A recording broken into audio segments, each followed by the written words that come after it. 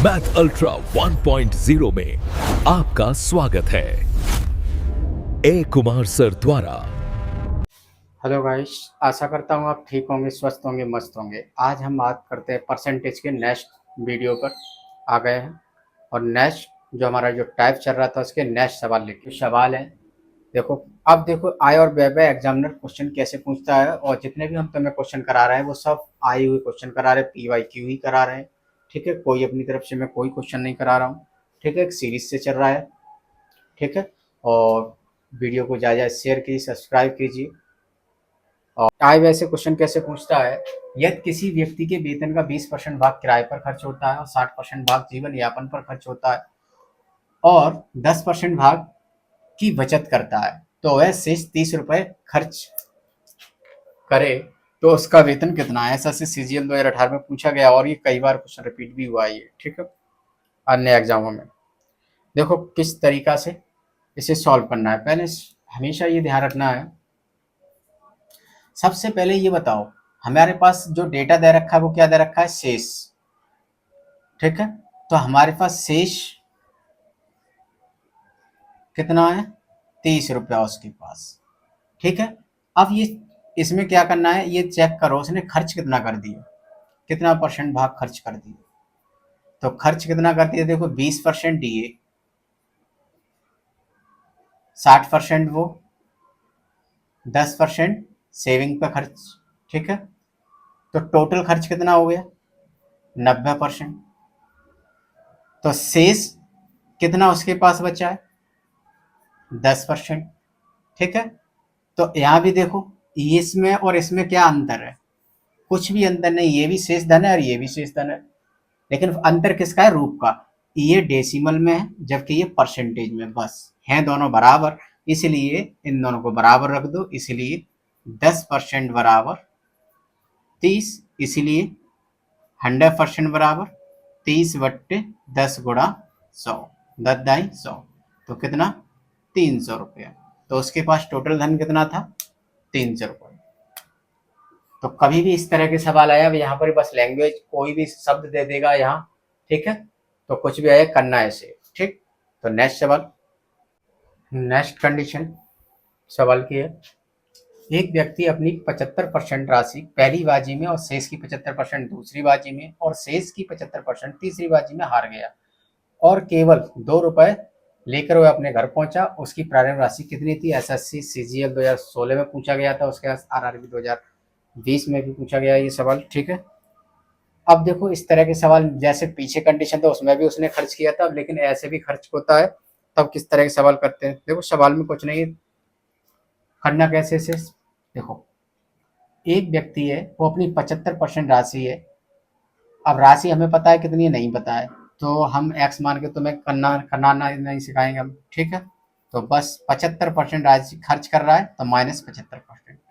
तो 75% भिन्न कितनी हो गई, 3/4, 25×3 = 75।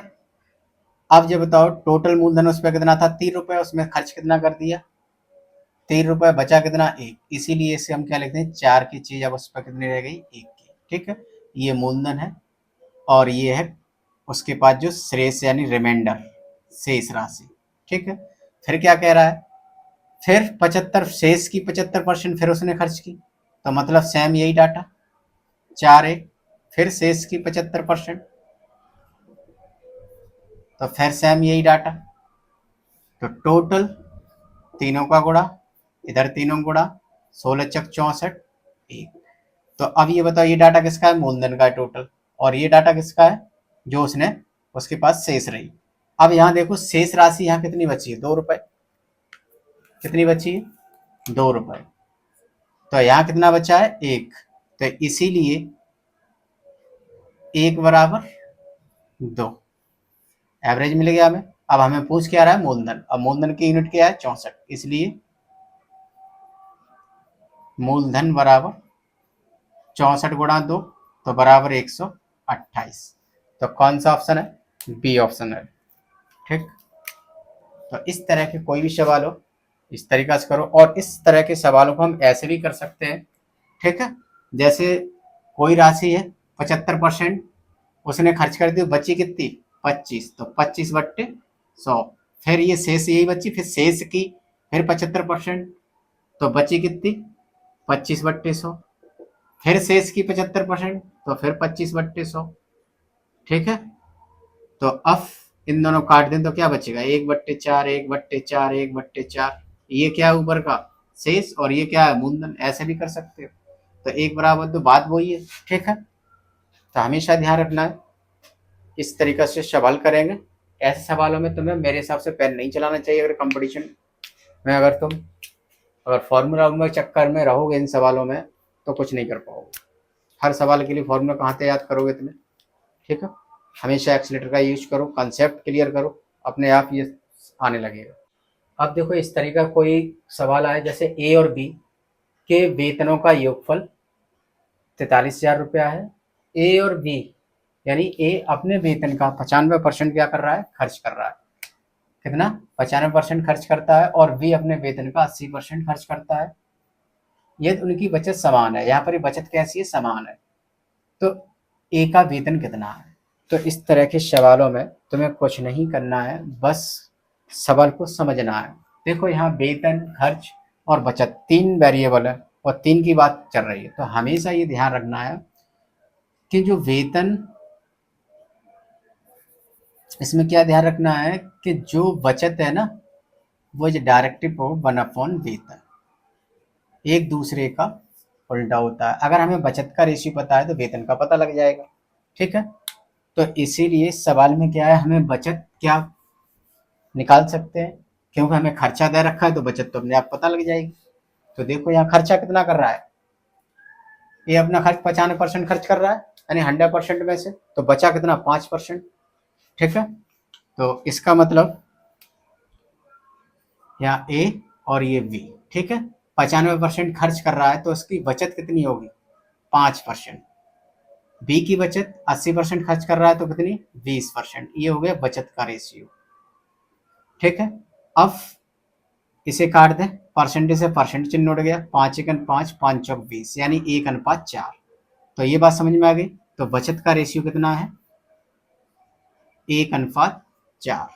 तो हमने अभी बताया था बचत और वेतन एक दूसरे के उल्टे होते हैं, तो ये रेशियो कर दो, ये किसका हो जाएगा वेतन का। ठीक है, अब हमें डेटा में क्या दे रखा है, देखो क्या कह रहा है कि यदि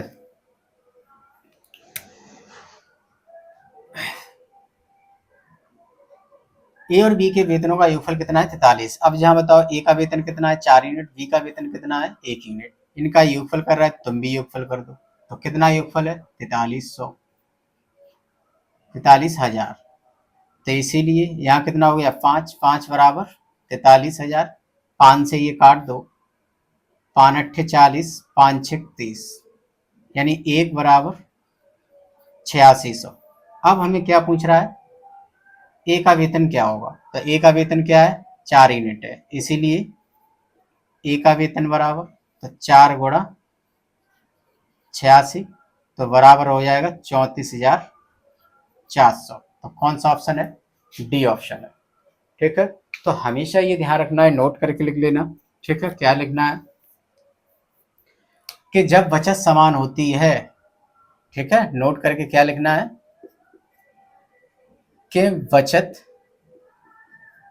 इज डायरेक्टली प्रोपोर्शनल वेतन। ठीक है, ये रेशियो याद रखना कब, जब बचत समान होती है। क्या, जब बचत समान हो। ठीक है, तो यहाँ दोनों की बचत कैसी थी, समान थी। और ये हमेशा ध्यान रखना, वेतन यानी अगर हमें वेतन का रेशियो पता है तो बचत का उल्टा कर दो, बचत का पता है तो ये। ठीक है, नेक्स्ट हम बात करते हैं नेक्स्ट और किस तरह के सवाल है। जैसे ये सवाल है एसएससी सीजीएल 2019 में पूछा गया है और आने वाले अन्य एग्जाम में भी पूछा गया है क्वेश्चन। ठीक है, राजू की आय उसके व्यय से 20% अधिक है। ठीक है, तो उसके व्यय से 20% अधिक है, उसकी आय में 60% की और उसके व्यय में 70% की वृद्धि होती है, तो उसकी बचत अब कितने % बढ़ेगी या कम होगी। देखो अच्छा क्वेश्चन है, बहुत अच्छा क्वेश्चन है, ठीक है। तो इस तरह के सवालों को हम कैसे करेंगे? तो सबसे पहले हम बात कर रहे हैं डाटा किसका दे रखा है, आय का और व्यय का, ठीक है, इन्हीं की बात चल रही है। तो एक तरफ हम लिख रहे हैं आय और एक तरफ लिख रहे हैं व्यय, या व्यय का मतलब समझते हो खर्चा। अब ये है, इसमें दोनों में से कौन अधिक है? आय अधिक है, व्यय कम है। 20% अधिक है ना, कह रहा है राजू की आय उसके व्यय से, व्यय से का मतलब हमने व्यय मान लिया 100 रुपया, तो कितनी अधिक है? 20%, तो ये कितनी हो गई? 120, ठीक है। ये हमारा क्या है, ठीक है। अब कह रहा है यदि उसकी आय में 60% की वृद्धि हो, आय में 60% की वृद्धि, तो प्लस 60, 12×6 = 72, तो कितने बढ़ेंगे? 12×6 = 72, 72 बढ़े, तो प्लस 72 रुपये बढ़ गए। और इसमें 70% की वृद्धि हो, तो यहाँ में कितना हो जाएगा? 2 जीरो उड़ जाएंगे, यानी 70 रुपये बढ़ेंगे। तो अब देखो आय, अब नई आय कितनी हो गई? 192, और ये कितनी हो गई? 170, ठीक है। अब जब बताओ पहले कितना बचता था? इनकम थी 120, खर्च कितना था? 100, बचता कितना था? 20। अब इनकम कितनी है? 192, खर्च कितना हो रहा है? 170 रुपया, तो बच कितना रहा है? 22 रुपया। अब ये हमारी क्या हुई? बचत। क्या हो गई? बचत, ठीक है। अब वो ये कह रहा है उसकी बचत कितने प्रतिशत बढ़ेगी या कम होगी? तो पहले बताओ, पहले बचत कितनी थी? 20, और अब कितनी है? 22, ठीक है। तो पहले बचत कितनी थी? 20, और अब कितनी है? 22, इसका मतलब बचत बढ़ी। तो कितनी बढ़ी? कितने परसेंट बढ़ी? यहाँ से एक्सीलेटर लगा दो, तो 20 वाई चीज 22 में हो गई है, तो कितनी बढ़ी है? 2, हमेशा इसका भाग और इंटू 100, तो 20×5 = 100, तो कितनी बढ़ी? 10% बढ़ेगी, तो कम नहीं होगी। यहाँ से एक्सीलेटर से पता लग रहा है पहले बचत कितनी थी? 22, और अब कितनी है? पहले 20 थी बचत, ठीक है। ये क्या है? बचत, और ये पहले की बचत है, और ये अब की है। तो पहले 20 थी और अब 22 है, तो बचे कितने? 2 रुपया बचे, तो बढ़ गई बचत। तो कौन सा ऑप्शन है? 10%, ठीक है।